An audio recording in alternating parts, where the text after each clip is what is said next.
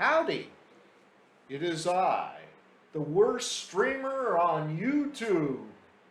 Welcome to Late Boomer Show. This is number 8, I believe.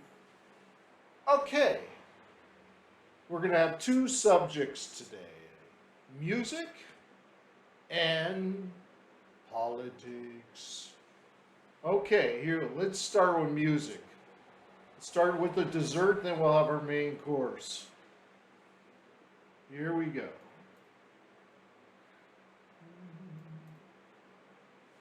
Yacht rock.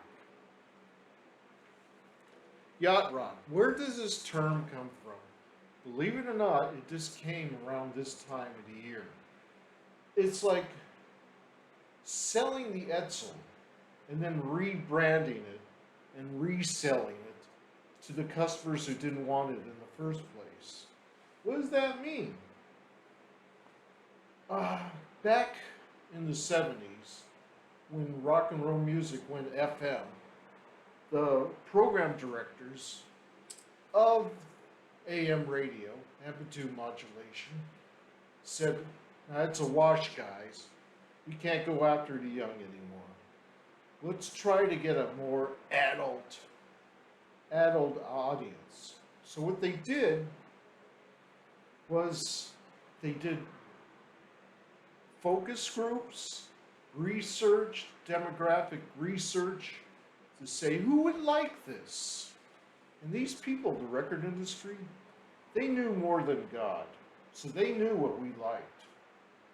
So we got soft rock, or as we all used to call it, commercial crap. And that's why we got Linda Ronstadt was the head of this pack. All she did was cover other people's songs from the 50s. So it was all, what's the word I would like to use? It was civil. It was polite music.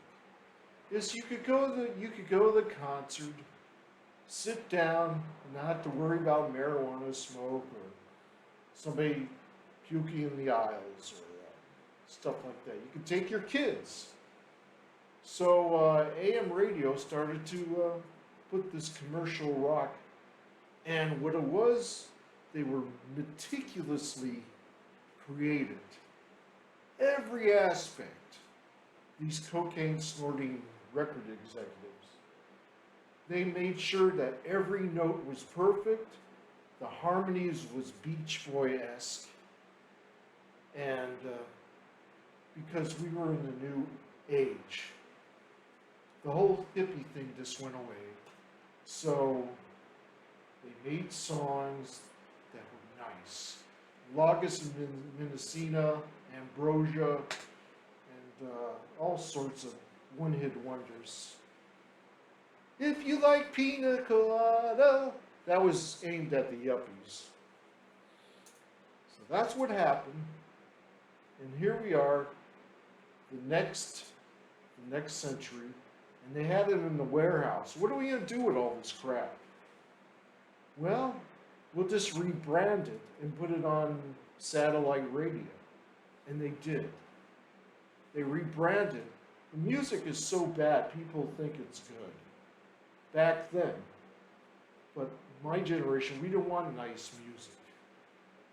So that's where the term yacht rock comes from.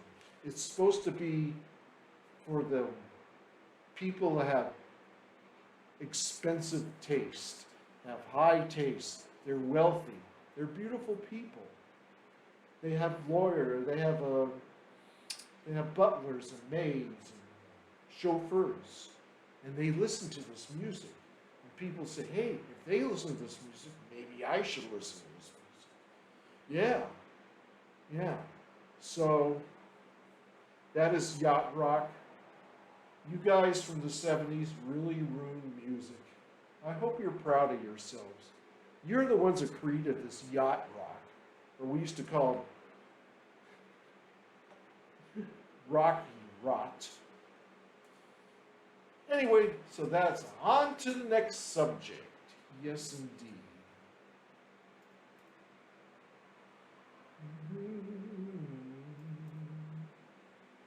Yeah, I know. I know. This guy. This guy, I swore I would never talk about anymore. The whole world is burning. We're in a crisis, a climate crisis. We're even having food shortages. We're having revolutions and counter-revolutions and fascist takeovers of third world countries. And what do we focus on? This little son of a bitch. You, the news media. They're no different than record executives. They know what you want. And this soap opera has been going on for 5 years. And Mr. Fake facial expressions there, Trump, he knows it. So he plays the role. He's playing a role. This poor man is being persecuted by the fake news. Oh. And there's something about Americans. They're sinless. And I'm particularly talking about the white Protestants here. They're sinless, but they love watching other people commit sins. Bonnie and Clyde, when they actually existed back in the 20s and 30s, Americans were rooting for them. They were rooting for them. And this is not the white Protestants, all races. O.J. Simpson, when he was in his van, SUV, people, he was driving around Los Angeles. Kids ran to the overhead bridges and were waving to him. Hi! Oh, hope they don't get you. And finally, you know what happened. The cops, anyway, he got arrested and he got off because if you're rich, you could pay for justice. You could pay for justice. Same thing with this guy. He has about 40 lawyers. Can you imagine? You couldn't even afford one if you were in trouble. So this whole thing is going to end. I predict, now we're to the stage. Today's date is, by the way, August 5th, 2022. The news is like, he's on the verge, folks. He's about to get arrested. Forget about it. Forget about it. He will not go and get arrested. Matter of fact, he will disappear. He will either fake his death or disappear. Guess where he's going to go? Vladimir Putin's got places he could go. And he's going to disappear. People will forget about him. And then around when he's like in his late 80s, late 80s, you will hear a story, a small story. Former President Trump was found today dead in an alley, in a Russian alley. You know, he borrowed money from a lot of politicians in Russia. So they're going to love having him in Russia. But this whole soap opera that they created, the media created this. He was never political. He was just a shuckster. He was somebody who just cared about one person, that was himself. He says, oh, I love America. Oh, yeah, Dad. He imitated conservative rhetoric. Matter of fact, he thought he was using the conservative movement. On the other hand, they thought they were using him. And that's why we got rhinos. We even had Dick Cheney today released a video from the Lincoln Project denouncing him. I mean, how much right can you get? So, this will be a soap opera. I don't know who will play him in the movies. They will have to get an Academy Award. But the real problems in this planet, just look at the streets of Los Angeles. Poor people. It's like Bombay, India. People are living in the streets. The rain is falling. The wind is blowing. So this is the last time I'm ever going to talk about this schmuck. I just wanted to tell you it was all ruse and we could blame the media. We can, and we will. And that's my show for today. Thank you for listening. May all your dreams not come true, unless I approve of them. Just kidding.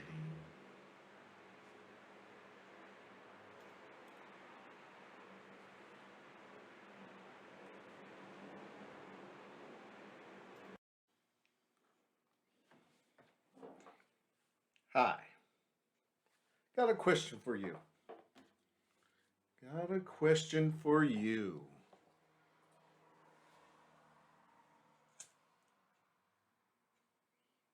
What would you be more offended?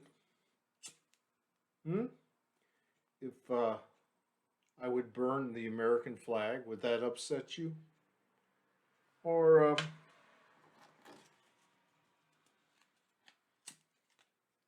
if I burn some money, would that upset you?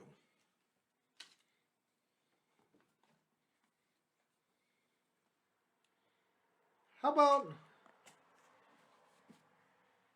I burned the Bible, huh? You like that? The conservatives are whining about free speech, but they're not whining about anybody else's free speech. They're only worried about their own. The rest of us, screw us. Did they violate our free speech? Oh well, just don't violate our free speech. We want the right to take over your schools and brainwash your kids, thinking America is perfect like God. America never did anything wrong. It's a perfect country. Because when you have white, rich men running the country, what could be wrong? They were selected by God Himself. Really? Free speech never existed. The only reason we had free speech in this country because our forefathers didn't want any England to censor their words of revolution. But there was never things about sex and religion and things of that nature. Free speech never existed. If you go to somebody's house and say, wow, your wife's got big tits, do you have a right to say that on his private property? No. If you like to curse in math class, does your teacher have to tolerate that for the First Amendment? No. If you talk to the prison guard in prison and talk back to him, do you have a right to do that? No. There never was free speech. And the only people that are for free speech are anarchists. That's the only ones.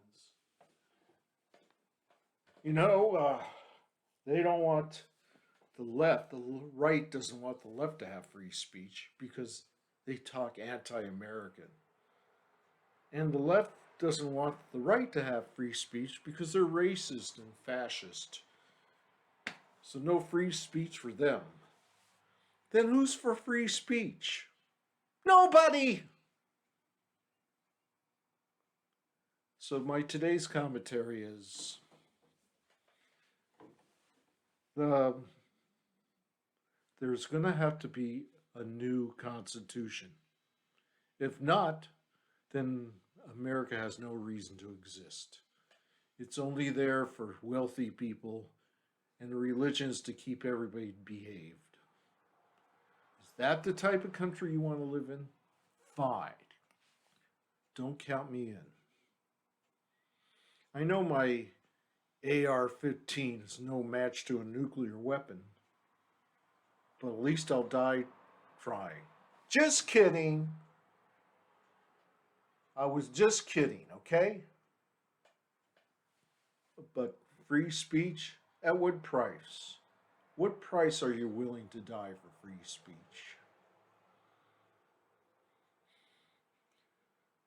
What makes America great? I'll tell you. It is more patriotic to burn the American flag than to salute it. What does that mean? Well, if you're a Republican, I'll have to explain it to you. It means that this is the only country in the world where you're allowed to do that. So it is more patriotic to burn the flag. If you want to live in a country where you have to worship the flag, you have to worship the name of the country, then why even have a country? I say we abolish all borders. All countries should be abolished. Okay? All of them. From Palestine to Israel to America to Canada. No more nations, no more countries, no more governments. And if that's too much for you, that's free speech, baby.